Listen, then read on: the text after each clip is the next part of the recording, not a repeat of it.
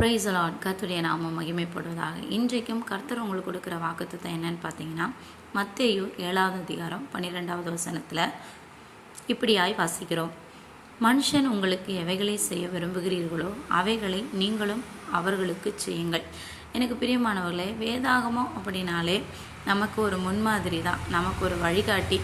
வேதம் என்ன சொல்லுதோ அதன்படி தான் நம்ம வாழ்கிறோம் இல்லையா? வேதத்திலேயே நம்ம வாசிக்கும் பொழுது மனுஷங்கக்கிட்ட நம்ம நிறையா காரியத்தை எதிர்பார்க்குறோம். அவங்க நம்ம மேலே அன்பாக இருக்கணும், நம்ம மீது இரக்கமுள்ளவங்களாக இருக்கணும், எப்பவுமே நம்மளை கேர் பண்ணுறவங்களா இருக்கணும், இப்படியெல்லாம் நிறையா விஷயத்தை எதிர்பார்க்குறோம். வேதம் என்ன சொல்லுது அப்படின்னா, நீங்கள் மற்றவங்ககிட்ட என்னத்தை எதிர்பார்க்குறீங்களோ நீங்கள் ஃபஸ்ட்டு அவங்களுக்கு செய்யுங்க. சுவிசேஷம் கூட அப்படி தாங்க. நம்ம சொல்கிற நாளெல்லாம் வந்துடாது, நம்ம செய்கிறத பார்த்துட்டு தான் அநேகர் கர்த்தருடைய அன்பை புரிந்து கொள்ள முடியும்.